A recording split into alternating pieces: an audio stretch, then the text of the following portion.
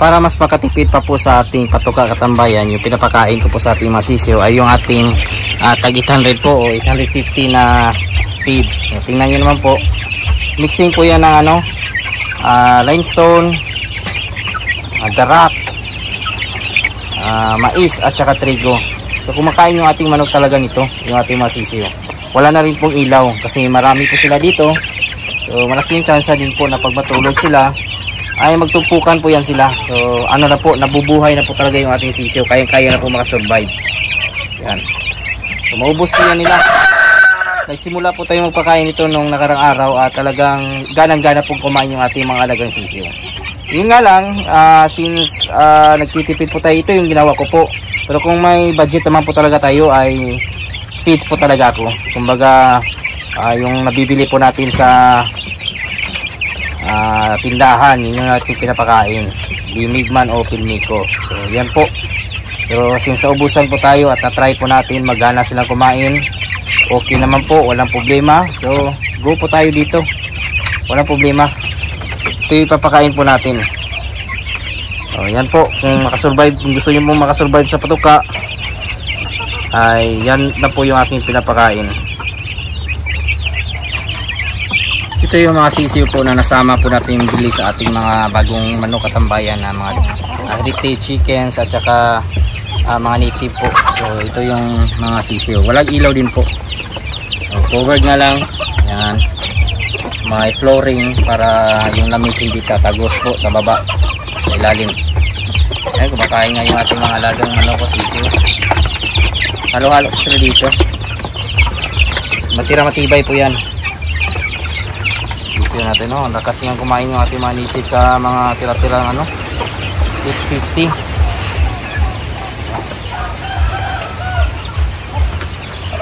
Gusto nyo pong magtagal sa ganitong pag-alaga manok, dapat maparaan kayo, marunong kayong magtiis. Magtiis po kayo sa mahalin po ng feeds ngayon. Kailangan kumbaga kung kaya nyo pong magbigay oras po, kung kaya nyo mag-chop ng dito, saging, yung bali ng saging, gawin nyo po para makatipid. May nabili nga tayo dito na patuka po na panghalo sa ating feeds. Yan, tira po yan, waste po na beer, San Miguel beer. Nabili po natin sa halagang tag 3 pesos per kilo po. So yan, panghalo po yan, malaking tulong po yan. Yun nga lang, kailangan ito talaga sirahan o kailangan i-close talaga yung kanyang lalagyan para hindi po mag-molds. Kung maaari, ilagyan nyo po ng supot o malaking plastic, ipasok ito at saka i-close po. So ganun po, mga diskarte po. 3 pesos per kilo. So malaking tulong na po yan. Malakas din po kumain. Kung tipid ang pag-uusapan, yan na po yung pinaka the best po na pwede natin gawin, na nabibili po natin. Yan, yung manok po natin, lakas kumain, mga native. Malapit na din po tayo na mag-display po sa daan pag nagkataon na maging okay yung panahon. Ang kaso kasi ngayon ay baka uulan, mainit po ngayon, baka mamaya hapon ay ulan na naman po. So pangit na naman po yung panahon ngayon dito sa Jensan. Yan yung mga nagkasakit po natin na manok, kinulong po natin. May isa dito na talagang baka ihawin po natin ito, katayin. O kumakain naman, wala naman po problema. Yun nga lang, mas maganda talaga na pag nagkataon na hindi na po gumaling yung ating mga alagang manok, hindi na talaga gagaling, inaaway din siya ng isa nating Rhode Island katambayan. So baka ilipat din po natin yung Rhode Island. Nabanggit ko pala sa inyo last time katambayan na harangan po natin ito ng net po. So yan po, meron na po tayong net po na hinanda. Palibot po natin ito, i-cover po natin dito kasi yung ating mga dagang manok dito po sila natutulog. So yung naipot po dito magtumpok o kahit yung ating incubator dito sila natulog, yung naiputan. So kailangan po natin i-cover po dito para sa ganun ay hindi po sila makatulog dito at doon natin sila ilagay sa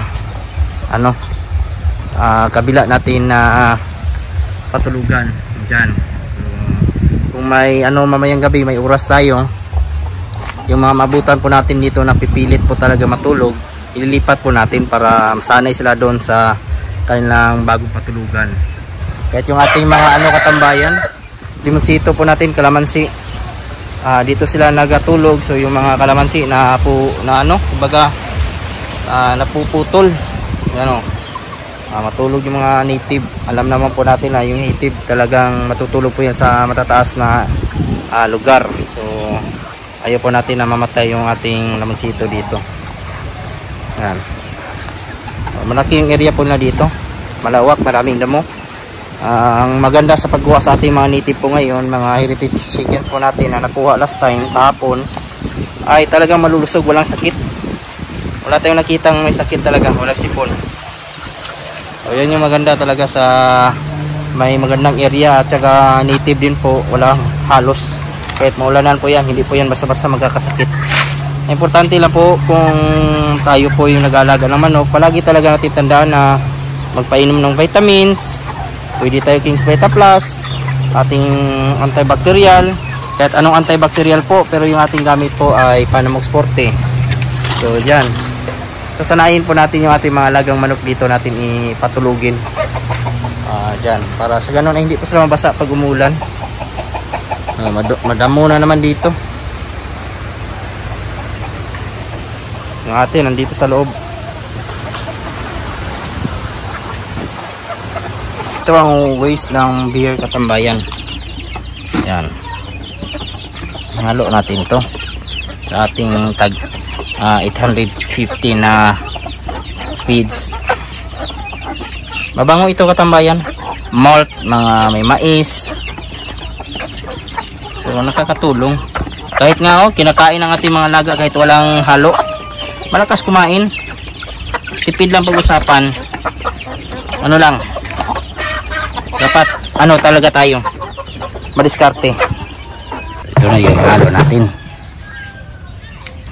Dito kunti lang.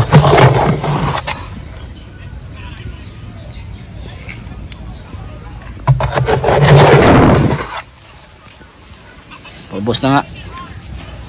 Dali lang maubos yung ating katambayan kasi malakas kumain.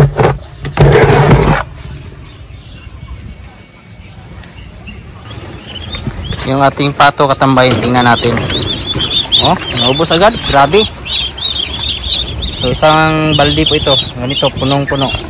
So naubos pa rin. So itong natitira, iyan natin na ipakain.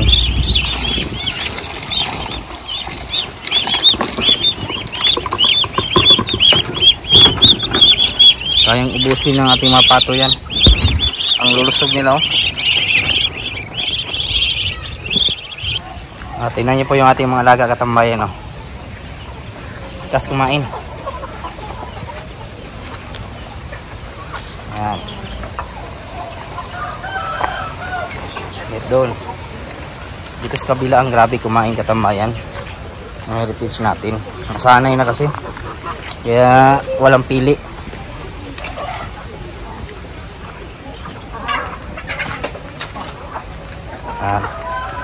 Tingnan nyo naman. Grabe. Kayang-kayang ubusin kahit isang balde. Pabo, walang pili rin pabo natin. So, nasa nata yung ating mga laga dito? Nasa 80. Dami na kasi.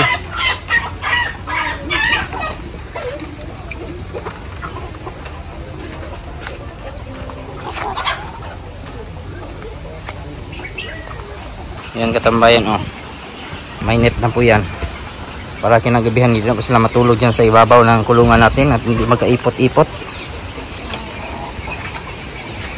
Yung sa kabila na lang yung wala, baka hanapan natin yung paraan kung saan tayo kukuha ng tira-tira na net po. Yung ating patuka po na nabilin po na tag 3 pesos per kilo ay dineliver lang po yan sa atin dito. So, sa mga gusto din po bumili ay pwede po natin supplyan. So dyan sa area lang po tayo, Barangay San Isidro, Slaughter area po tayo. I-PM nyo lang po ako sa aking Messenger, FB page. Nagre-reply naman po tayo doon. Tamang-tama po yung ating panghalo sa mga feeds o kahit sa mga tahop, corn bran, darak. Kung gusto nyo pong makatipid, saktong-sakto po yun. Mga tira-tira po sa pabrika po ng beer po. Sa mga nanood po pala na aking mga previous videos, mga bago po nating subscribers and viewers, welcome po sa aking channel. At kung kayo lang po ay napadaan ngayon, sana po ay consider nyo po na subscribe yung ating YouTube channel, i-follow at i-like din po yung ating Facebook page Manok Tambayan. Nag-upload na din po tayo doon, malaking tulong po yan. Kung may mga katanungan man po kayo, ilagay lang po sa comment section at ating sasagutin. At huwag kalimutan i-click yung notification bell para sa mga susunod na videos. Bago muna tayo magpaalam, shoutout muna natin yung ating mga kaibigan dyan na si G Farmer from Presidency PG Bohol User. Sa mga nanood po dyan ngayon, shoutout po sa inyo lahat. Sa mga hindi ko naman po na shoutout, isa-shoutout ko lang kayo sa susunod. Maraming salamat, God bless at ingat po kayo palagi. Bye bye!